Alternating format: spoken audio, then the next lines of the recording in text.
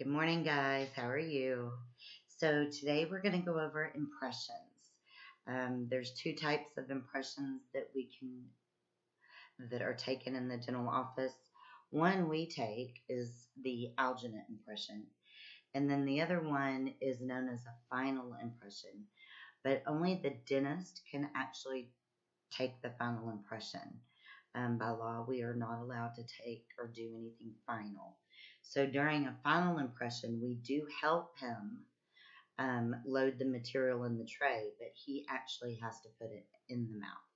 So, chapter 22, preliminary impression.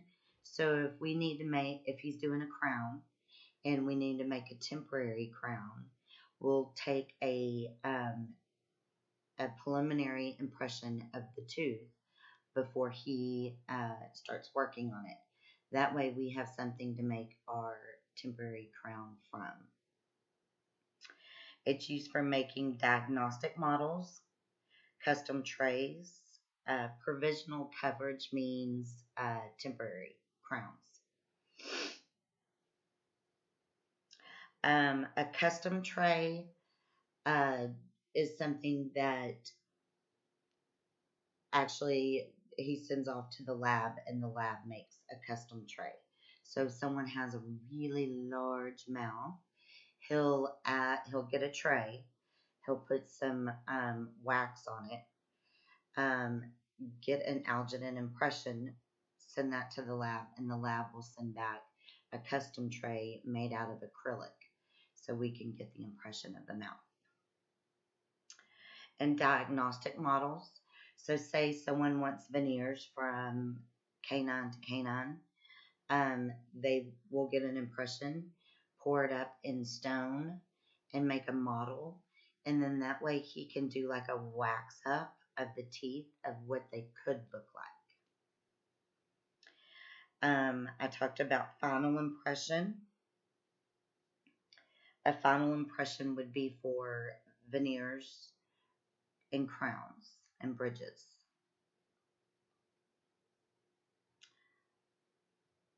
Also, partials and dentures.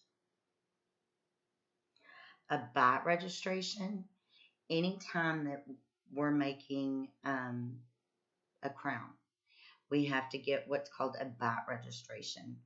And on page 349 at the top, it looks like a wad up piece of chewing gum. It's pink there at the top of the page. That is what a bite registration looks like. And so we always have to get that to send with the model for the lab. That way they can see how the teeth actually fit together. That way they know how much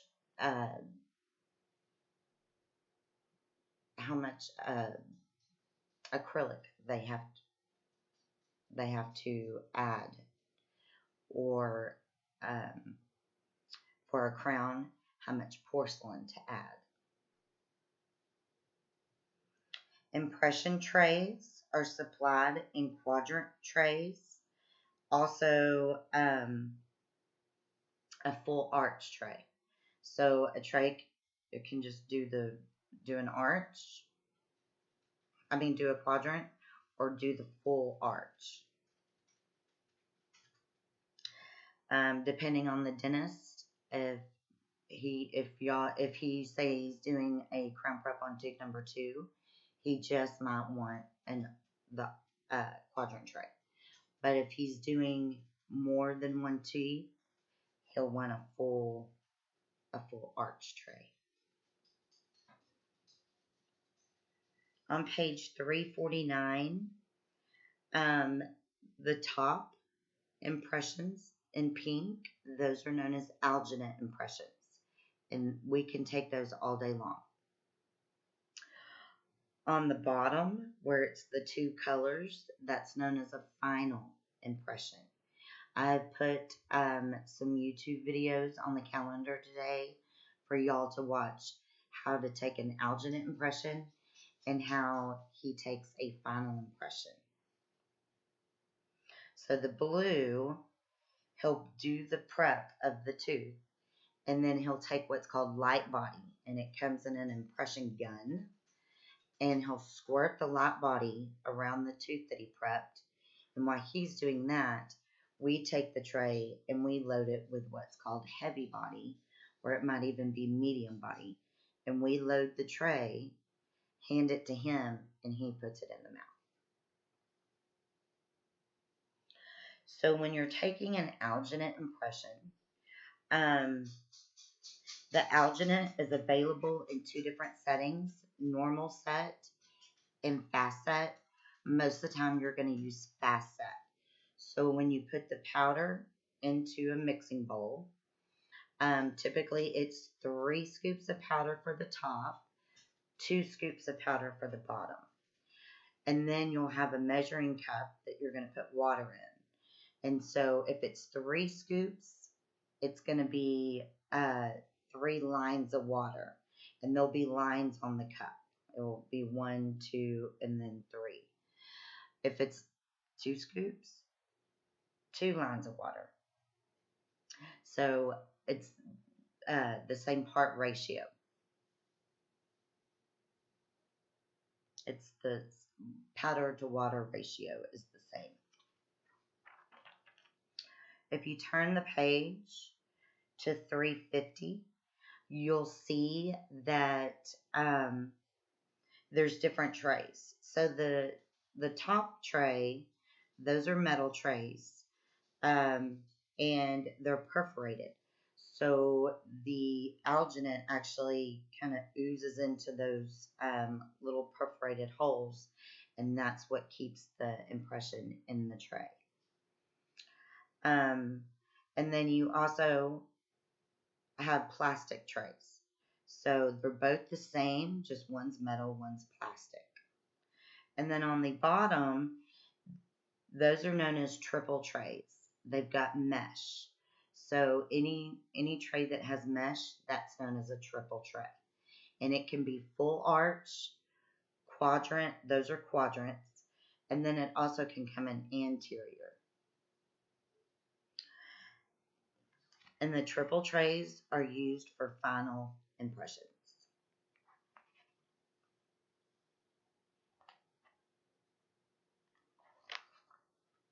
All right, turn the page. So once we get an impression, the alginate impression, if we don't get it poured up in stone, it will shrink. So you've got, I'll give you about 40, 45 minutes at the most to get it poured up in stone. If not, it shrinks. So anytime you take an impression, the alginate impression, the ideal thing to do is to pour it up as soon as you can. If you cannot get to it right away, you would get a wet paper towel and wrap the impression up in a wet paper towel. Also, you could ask another assistant if they're not busy. Hey, can you pour up my impression? Because the next day they might ask you to pour it up. So but it will shrink. Now with a final impression, that material is it doesn't shrink. So it's like a it's a polyvinyl material, and so it doesn't shrink. So if you took a final impression and say the lab, because labs, it depends on the dentist, wherever they have their guy that they just love, like the lab guy does excellent work. It could be in China. So he could take that and send it off to China, and the impression would be fine. It wouldn't shrink. So,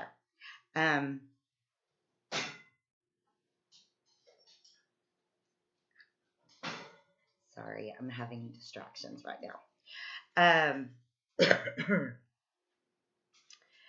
So the light body, the regular body, and the heavy body. The heavy or regular body is what we would fill the tray with when we're helping him with the final impression, and he uses the light body. The light body is a little bit runnier. It's not as thick. All right, and we talked about the bite registration. Um, the bite registration is what we have to use, what we have to get before the lab can even make anything. It could be plastic, like at the bottom. That one is made out of not plastic. I'm sorry, wax. So you would just heat that up and have them bite into it. If you have a crown, he does a crown, and you send off the impression, and you forget to get the bite registration, the lab will call and say, hey, I can't make this. So you have to call the patient back. Something that takes 30 seconds to get would end up costing 30 extra minutes for the patient. Diagnostic cast, if you look at the bottom of 354, you'll see those white models. Those are pulled, that stone is a little smoother. That's known as model stone. Most of the time they would use that for braces, and also to show to show the patient what their teeth could look like after he does a wax up on it. And then at the top of 355, that is also a different type of stone that we use, and that's dental stone. And it's like a yellowish color. It's not as smooth as the model stone. And I put a video up of how to pour up an impression. That's what we call it, how to pour up an impression. Then that figure 22/13, that's known as a model trimmer. So when we pour up the impression and it sets, and it usually takes an hour for the stone to set, then we trim it and make it look really pretty.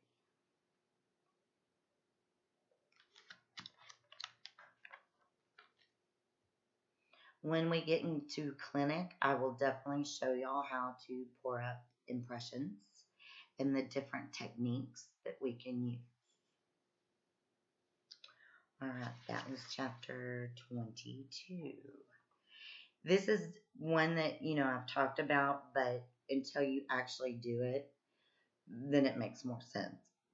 And also watching those videos will help.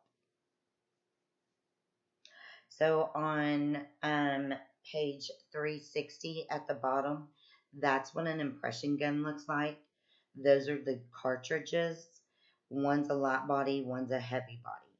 And they go into that gun. All right. Chapter 23. Prosthodontics and dental implants. So, prosthodontics, it almost says prosthetic. So anything fake, well, we're talking fake teeth. Dentures, partials, those are known as prosthetics. Almost like a prosthetic arm, prosthetic teeth. Okay. Implants. I have a YouTube video on how dental implants are placed as well. It's like a screw that once the tooth is gone, they take an implant, and it looks like a screw, and they literally screw it into the bone. So there's a YouTube video. It's pretty cool. So now I'm on 368. Inlays, onlays, and a crown.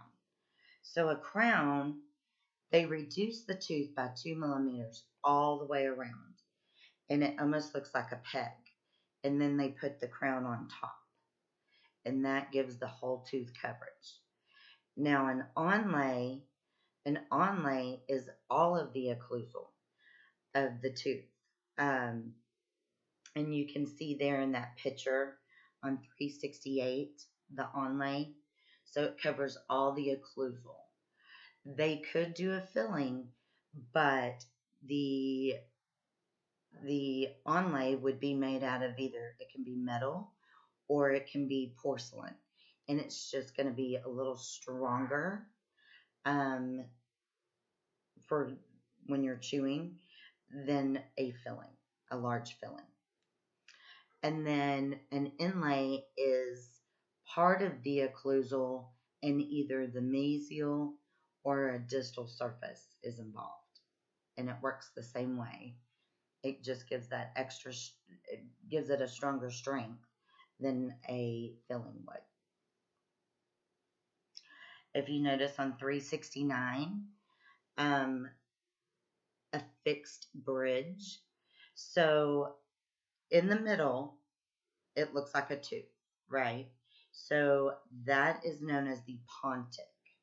That's the fake tooth. That's replacing a tooth that's missing. And then on each side is a crown. And so the crown fits over the teeth, and then the pontic replaces the missing tooth. Now that is permanently cemented on. It does not come in and out, and that's known as a fixed bridge. And how I remember the difference between, and so the pontic, how I remember that the fake tooth is the pontic, is I went to school with this girl and she was really fake, and she drove a red Pontiac. That's how I remember. And then the crowns on each side, they're welded to the pontic. So it's one big giant piece. Those are known as the abutments.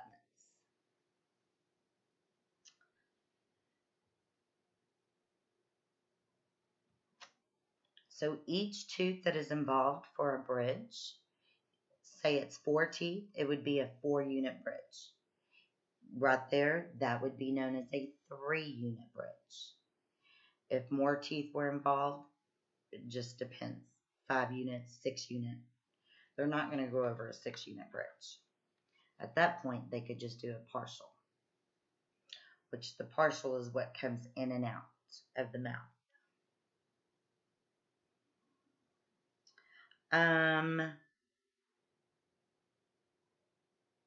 Core buildups. So whenever they're going to do a crown prep, if there's a lot of decay and they remove the decay and it's just a shell of the tooth, they're going to do what's called a core buildup. And it basically is like a filling material, but it just gives the tooth that extra strength, but they still have to prep it for the crown.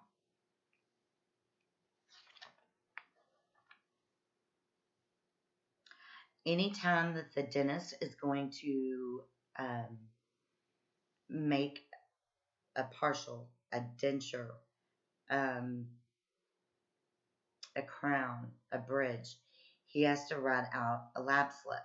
Now you as a dental assistant will fill out the lab slip, but he has to sign it and put his license number on it. But he always has to sign the lab slip, which is known as a prescription. Excuse me.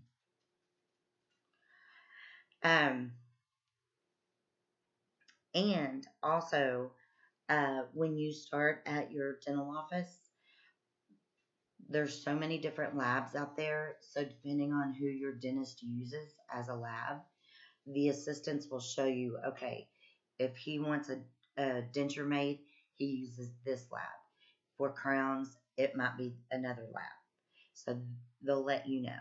Okay, always ask if you're not sure.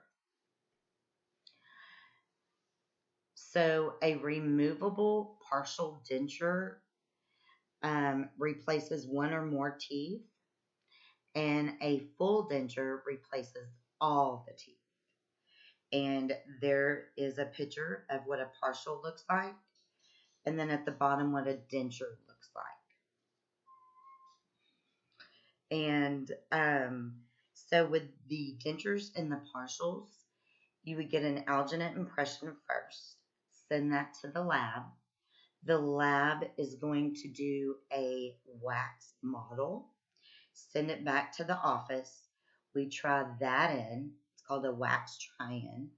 If everything looks good there, then we send it back to the lab, and the lab will add teeth. The lab will send it back to the office. The patient comes in, we try in the wax try-in with the teeth. And then if all that looks good, the patient likes the color of the teeth, the shape of the teeth, then we send it back to the lab and tell them, please process and finish. So it's about a 3-week process to get a partial and a denture made.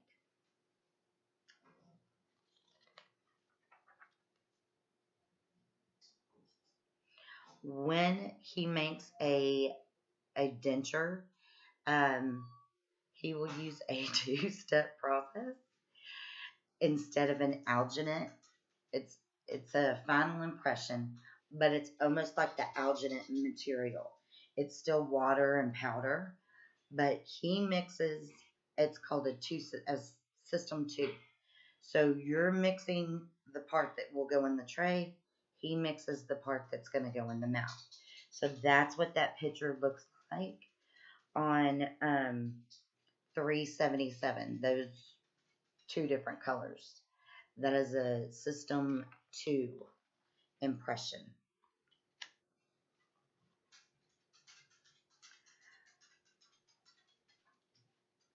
So on the dentures, sometimes they have to do what's called an immediate denture.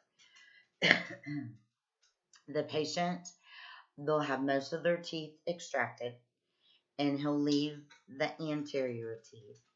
And then he'll do all the try-ins that need to be tried in with the denture from the lab.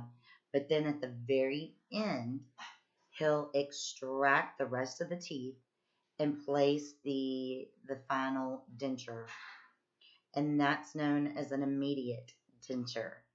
And the denture will act like as a Band-Aid. And so the patient has to leave that in for 24 hours. And then they'll come back and we'll take it out and see how they're healing. The gums are going to shrink over time, so the patient might have to come back in for something called a reline. And that's where we put material in the denture, and it helps secure the denture, makes it feel firmer around the gums again. That's done for about 6 months, and that's called a temporary reline. We do that in the office. I'll show y'all how to mix up that material for that process. But then after everything's healed, everything's shrunk, then they'll come back for a permanent reline.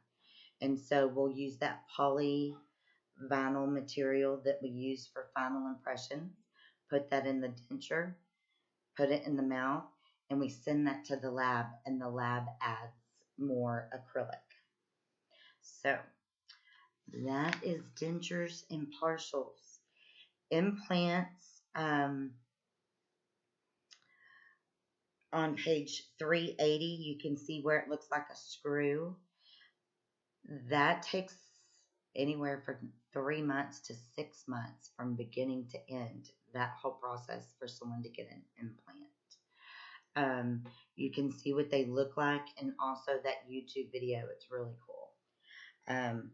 But anytime someone has an implant, the whole purpose of an implant is for us to put a crown on there, so it's only replacing one tooth, instead of doing a bridge, because when we do a bridge, yes, it's replacing the missing teeth, but we also have to file, he has to file down teeth that may actually be healthy. So an implant works great. On 381, that's an implant denture. So they would put anywhere from 2 to 4 implants in, and then the denture would have little holes in it, and it would snap into place. And then that way the denture doesn't move. Because those lower dentures, the ridge sometimes, the bone, the ridge of the bone is really tiny, and the denture tends to rot. So being able to get implants and being able to snap that denture on gives that extra stability. So, all right, guys, I'll talk to you Monday. Bye.